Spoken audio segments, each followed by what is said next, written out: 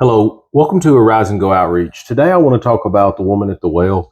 I talked about it in one of my other videos, but I want to talk about something that's deeper into the story.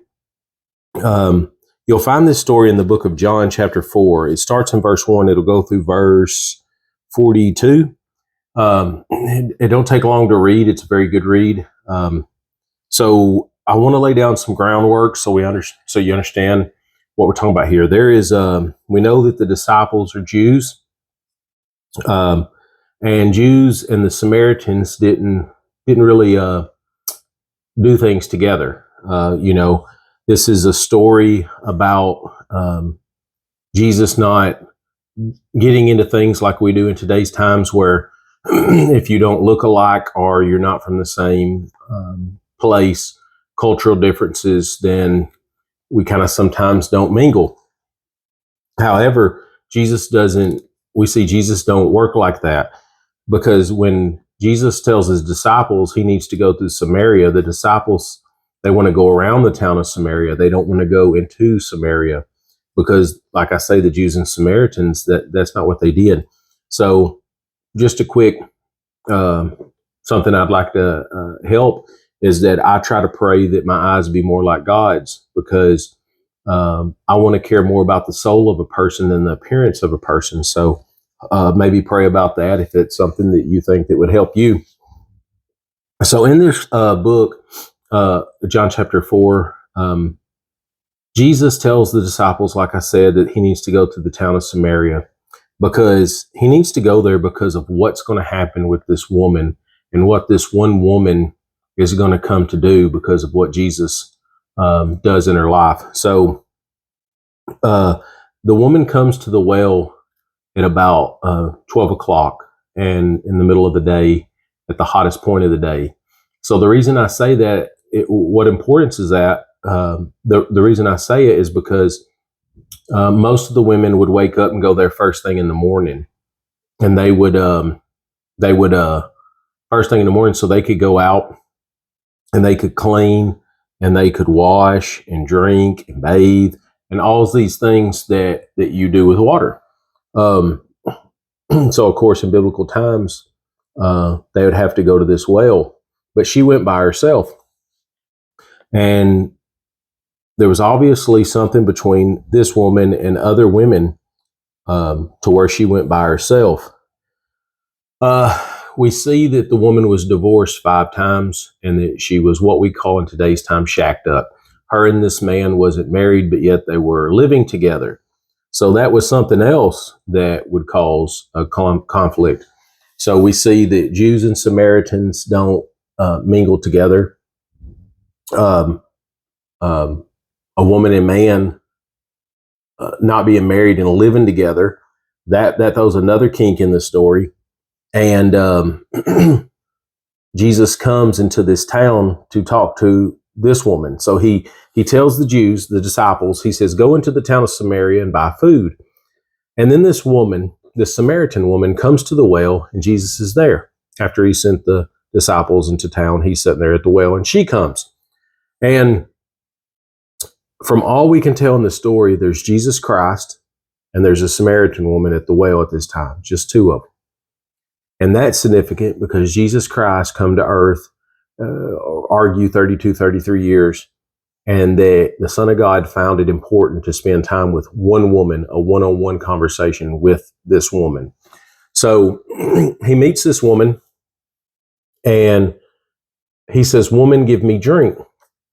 And she says, how are you, a Jew, talk to me, a Samaritan woman? Now, I'm paraphrasing just because I don't think you want to hear me read, 40 verses. So I'm paraphrasing. She says, how are you, a Jew, ask of me, a Samaritan, to give you drink? For Jews have no dealings with the Samaritans. So she sees him as a Jewish man. That's the first thing she realizes. This is a man and he's a Jew. And what she processes is that, okay, she's thinking we're not going to have a conversation because Jews and Samaritans, they don't conversate with each other. They just ignore each other or try to just not even be around each other. But Jesus is speaking to her. And it's not a rude conversation, because when he says, woman, give me drink, that would sound rude today if I walked up and said, woman, give me something to drink. But at this time, that's not the way, that was the way that they talked. If you remember, when Jesus was hanging on the cross before he died, he looked out at his mother. He looked out at Mary, and he says, woman, behold thy son, son, behold thy mother. He's talking to someone he loved, to take care of his mom, and he loved his mom, so he wanted her taken care of. So when he says, woman, behold thy son, he's not saying anything negative. So here at the well, when he says, woman, give me drink, that's not rude. That's just how they spoke in this time. So he says, woman, give me drink. And she sees him as a Jewish man. So he says, if you knew who it was that asked, you would ask of me to give you a drink, and I'll give water that springs up into everlasting life. Okay, so here's where she starts to get confused, because all she's talking about is a physical water. She's talking about getting a drink and water that she can see, what she knows. He's talking about a spiritual salvation. He's saying he will give her eternal life, but she's thinking just a temporary drink to quench a temporary thirst. So she is in darkness, and she doesn't understand that Jesus is the light. So he's revealing to her light so she can see and start to understand. So that's why, like I said in another video, why he asked her after she finally wants a drink to go get her husband. So he's showing her that her ways are wrong, because you can't, under the biblical teachings, you can't be living together and not be married. That's sinful. So he's revealing that to her. So when she finally says that she wants a drink, he tells her to go get her husband, and then they talk a little bit, and he says when he revealed that he knew that she was had been divorced and was shacked up with this guy, she says, I perceive that you are a prophet. So she saw him as a man, she saw him as a Jew. Now she thinks he's a prophet because he's telling her things about her life, and she's never met him. So she's thinking, how does he know about me? How does he know I've been divorced 5 times? And how does he know that I'm living with a man I'm not married to? He talks to her at this well, and then the Jews come back, and they had also talked about, she said, I know you Jews say to go worship in the temple. And she talks about her fathers talk about worshiping in the mountain. And he gets into, there's a time coming, and now is, that you'll worship in spirit and in truth. Now we can talk about that on another video. But the Jews come back, and we're getting to the part of the story that I really want to focus on. The Jews come back, the disciples, and it says that they marveled that he spoke with a woman. So we've concentrating on Jew, we concentrate on Samaritan, we concentrate on male, we concentrate on female. All these things that are being concentrated on are concentrated by everybody but Jesus. Jesus is concentrating on a spiritual salvation of a soul. Jesus is not concerned with male nor female. He's not concerned with Jew or Samaritan. He's concentrating on the soul that needs to be saved. And the prophets, the disciples come back and marvel that he spoke to a woman.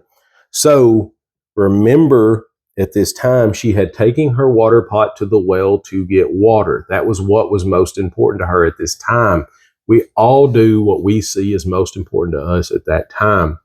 As an example, going to work. I woke up this morning, I went to work. Why? Because I need money. Why? Because my kids need to eat. I need electricity. And you get it.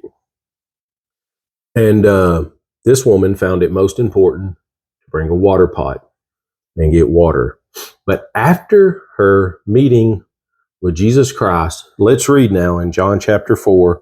We'll start in verse 27. It says, just then the disciples arrived, and they were amazed that he was talking with a woman. Yet no one said, What do you want, or why are you talking with her? When the woman Then the woman left her water pot, went into town, and told the people, "Come see a man who told me everything I did. Could he be the Messiah?" That's extremely important. What was most important to her until she went to the well, until her birth, was her. What was most important to her was what she felt made her happy, with making with her going and getting water to do what she wanted to do that day. After she met with Christ, her life become less important, and living the life that Jesus wants her to live becomes more important. And the reason you know that is because it says the woman left her water jar, went into town, and told the people, "Come see a man who told me everything I ever did. Could this be the Messiah?" The water pot, what was most important to her. After she meets Jesus, going and telling people about Jesus and asking them to come see Jesus and meet him was what was most important to her now. So when she left her water jar, what she did was she left her old ways behind. She left her old desires behind, and she picked up on what Jesus was telling her and what was revealing to her through his light, that her old ways are sinful, and now they should be dead. So she left behind the things that she used to do and has picked up a new way of life. So it says, they left the town and made their way to him. So then there's another important part, a lot of important parts in the story, but something else that's really amazing is that the disciples, while she's going and getting her people to come meet Jesus, to come see him, Jesus is preaching to the disciples, and he says in 34, "My food is to do the will of him who sent me and to finish his work." Jesus told them, "Do not say there are 4 months and then comes the harvest. Listen to what I'm telling you. Open your eyes and look at the fields, because they are ready for harvest." He says, look up at the fields. He says, um,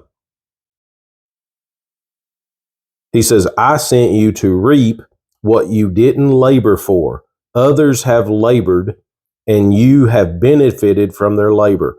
That's in verse 38. What's he talking about? Look up, others have labored. The disciples are sitting before Christ being taught that don't wait 4 months. He says, look up right now, the fields are ready. If the disciples look up, you know who they'll see? They'll see the woman who they marveled that Jesus spoke with. She's labored. She's went and told her people about Christ, and she's bringing the people to Jesus to meet him and to understand that he is the Son of God and he's the Savior. So at the first of the story, we see a woman who we had said she's divorced 5 times. She's shacked up with a man. She's not any good. We'd have said the same things the other Samaritans were saying. That's why she probably went to the well by herself and didn't go with other women. But she's the one that Jesus is saying, look up, others have labored. The woman has went and done. She left her water pot and did work that Christ called all of us to do, to go out and tell others about him. So now we see this woman who's went and told people, and many came. And then it says in later verses, and many more. So something that I really want to focus on in this video right now is, what is your water pot? What is something that you are finding more important than Jesus Christ? Is there something in your life that you're devoting so much time that you're taking away time from Jesus? Is there something that you're holding on to that you just don't feel like you could let go? I urge you to set it down, leave it behind, and do what God called you to do. There is no peace like living for God. and understanding that he can forgive for all that we've done. So it's so important that a few things in this story, not to look and think you can see with your eyes what's going on.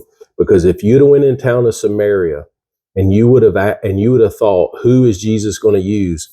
She would have probably been the very last on the list. And she's the one that Jesus went and talked to. And she's the one who went and told her people about Christ. So pray that your eyes will be more like God. Don't hold on to something like a water pot and let it get in the way of doing what you've been called to do. And that's to go tell others about Jesus Christ. So I hope that this helps. I will put my email address in this video. So if you want to ask a question or ask for prayer request or anything like that, you can leave it in the comments. If it's something you don't feel comfortable putting in the comments because it's public, you can send it to the email address and we'll pray for you in private. And I hope this helps. I hope it encourages you to search your life and see if there's something that you've been holding on to or something that you do that takes away from Christ that you may say, you know what, I do need to set that down. That is hindering me from living the life that I've been called to live. So I hope this helps. Thank you.